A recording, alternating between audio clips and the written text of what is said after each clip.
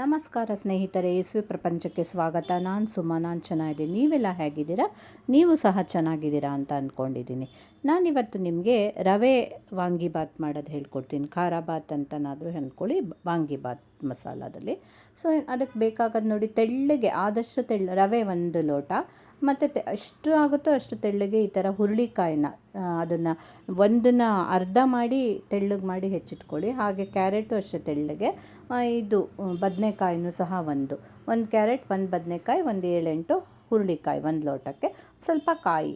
ಈ ಬದನೆಕಾಯಿನ ಕಪ್ಪಾಗಿಬಿಡುತ್ತೆ ಬೇಗ, ಅದಕ್ಕೋಸ್ಕರ ಸ್ವಲ್ಪ ನೀರಲ್ಲಿ ಹಾಕಿ ಇಟ್ಕೊಂಡ್ಬಿಡಿ. ಒಗ್ಗರಣೆ ಮಾಡೋವರೆಗೂ ನೀರಲ್ಲೇ ಇರಲಿ ಅದು. ಹಾಗೆ ಅದಷ್ಟು ನಾವು ತೊಗೊಂಡ್ಬಿಟ್ಟು ಕಾಯಿ ಎಲ್ಲ ತೊಗೊಂಡ್ಬಿಟ್ಟು, ಈಗ ನೋಡಿ ರವೆನ ಫಸ್ಟು ಏನು ಎಣ್ಣೆ ಗಿಣ್ಣೆ ಮಿಕ್ಸ್ ಮಾಡ್ದೇನೆ ಸ್ವಲ್ಪ ಬಾಣಲೆನಲ್ಲಿ ಹಸಿ ವಾಸನೆ ಗಮ್ ಅಂತ ಬರಬೇಕು, ರವೆ ಗಮ್ ಅಂತ ಬರೋ ಹಾಗೆ ಹುರ್ಕೊಂಡು ಅದನ್ನು ಒಂದು ತಟ್ಟೆಗೆ ಎತ್ತಿಟ್ಕೊಂಡು ಬಿಡಬೇಕು. ಅದನ್ನೊಂದು 5 ನಿಮಿಷ ಚೆನ್ನಾಗಿ ಹುರಿಬೇಕು. ಹುರಿದ್ಬಿಟ್ಟು ರವೆಯಲ್ಲಿ ಹುರಿದು ವಾಸನೆ ಬಂದಮೇಲೆ ಎತ್ತಿ ಒಂದು ತಟ್ಟೆಯಲ್ಲಿ ಇಟ್ಕೊಳ್ಳಿ, ಅದು ತಣ್ಣಗಾಗಲಿ.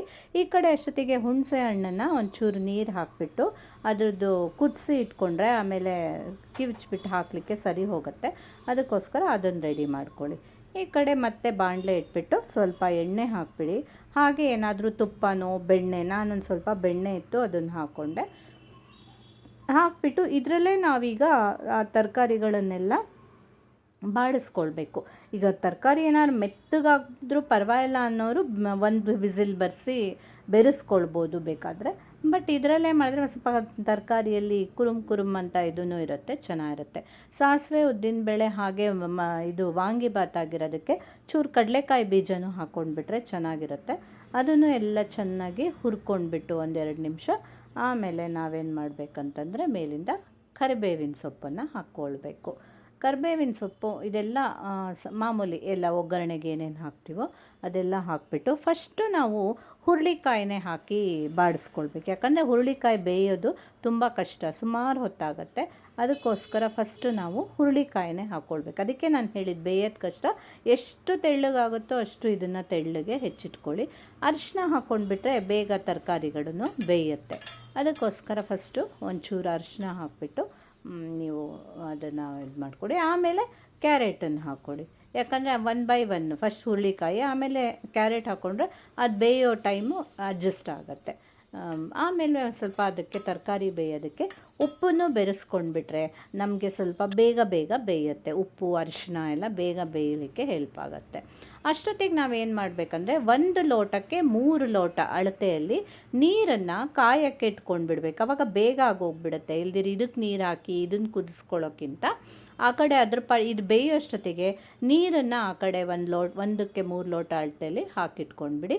ಇಲ್ಲಿ ನೀವು ಬದನೆಕಾಯಿ ನೀರಿಗೆ ಹಾಕ್ಕೊಂಡಿರ್ತೀರಲ್ಲ ಅದನ್ನು ಹಾಕಿ ಒಂದು 5 ನಿಮಿಷ ಆದಮೇಲೆಲ್ಲ ಅದಕ್ಕೆ ಹುಣಸೆ ಹಣ್ಣು ನೀರನ್ನು ತೆಗೆದುಹಾಕಿ 1 ಲೋಟಕ್ಕೆ ನಾನು 1.5-2 ಸ್ಪೂನಷ್ಟು, ಅದು ನಿಮ್ಮ ಖಾರ ನೋಡ್ಕೊಳ್ಳಿ, ಆದರೂ ಇದು 2 ಸರಿ ಹೋಗುತ್ತೆ, ವಾಂಗಿಬಾತ್ ಪೌಡರನ್ನು ಹಾಕ್ಕೊಂಡೆ. ಇನ್ನೊಂದು ದಿನ ವಾಂಗಿಬಾತ್ ಪೌಡ್ರ್ ಮಾಡೋದು ಹೇಳ್ಕೊಡ್ತೀನಿ. ಬಟ್ ಈಗ ನಾನು ಡೈರೆಕ್ಟ್ ಉಪ್ಪಿಟ್ಟೆ ಮಾಡ್ತಾಯಿದ್ದೀನಿ. ಆಮೇಲೆ ನಾವು ಹುರಿದಿಟ್ಕೊಂಡಿರ್ತೀವಲ್ವ ಆ ರವೆನೂ ಸಹ ಹಾಕಿ ಎಲ್ಲನೂ ಚೆನ್ನಾಗಿ ಒಂದು ಮಿಕ್ಸ್ ಕೊಡಿ. ಇಲ್ಲಿ ನಾವು ಇನ್ನು ಉಪ್ಪು ಬೆಲ್ಲನೂ ಬೆರೆಸ್ಕೊಂಡು ಬಿಡಬೇಕು. ನೋಡಿ 1 ಲೋಟಕ್ಕೆ ಸಾಮಾನ್ಯ 1 ಸ್ಪೂನಷ್ಟು ಸರಿ ಆಗುತ್ತೆ. ಇಷ್ಟು ಆ ತರಕಾರಿ ಬೇಯಕ್ಕೆ ಒಂಚೂರು ಹಾಕ್ಕೊಂಡಿದ್ವಿ, ಪ್ಲಸ್ ಆಮೇಲೆ ವಾಂಗಿಬಾತ್ ಆಗಿರೋದಕ್ಕೆ ಒಂಚೂರು ಬೆಲ್ಲ ಹಾಕ್ಕೊಳ್ಬೇಕು. ಅದು ಯಾಕಂದರೆ ಒಂಚೂರು ಲೈಟಾಗಿ ಸ್ವೀಟ್ ಇದ್ದರೆ ಚೆನ್ನಾಗಿರುತ್ತೆ. ಅಲ್ಲಿಗೆ ಆಯಿತು ನೋಡಿ, ಖಾರ, ಉಪ್ಪು, ಹುಣಸೆ ಹಣ್ಣು ಆಯಿತು, ಬೆಲ್ಲನೂ ಆಯಿತು. ಎಲ್ಲ ಆದಮೇಲೆ ಅಷ್ಟೊತ್ತಿಗೆ ಅಲ್ಲಿ ನೀರು ಕುದ್ದಿರುತ್ತೆ.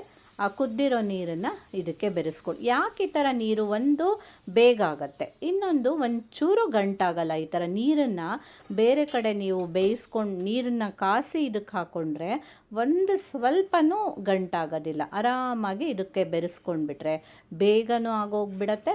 ಪ್ಲಸ್ ಗಂಟು ಸಹ ಏನು ಭಯ ಇಲ್ಲ. ನೋಡಿ ಒಂದು ಚೂರು ಏನಿಲ್ಲ. ಅದು ಚೆನ್ನಾಗಿ ಒಂದು 5 ನಿಮಿಷ ಕುದ್ರೆ ಆಗೋಯ್ತು, ವಾಂಗಿಬಾತ್ ರೆಡಿ ಇದೆ.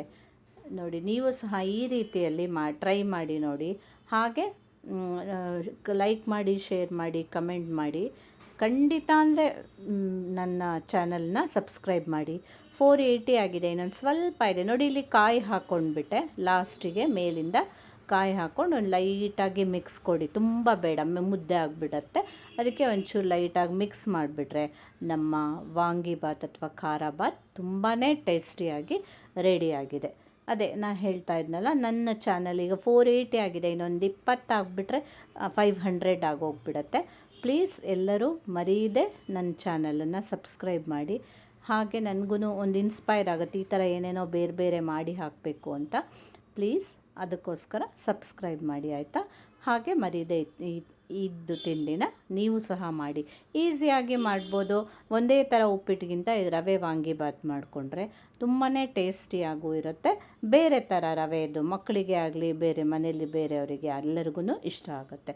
ನೋಡಿ ಎಷ್ಟು ಚೆನ್ನಾಗಿರುತ್ತೆ ನೋಡಲಿಕ್ಕೂ, ಒಂದು ಚೂರು ಗಂಟಿಲ್ಲದೆ ಟೇಸ್ಟಿಯಾಗಿ ಆಗಿದೆ. ಖಂಡಿತ ನೀವು ಸಹ ಮಾಡಿ ಟ್ರೈ ಮಾಡಿ ನೋಡಿ. Thank you.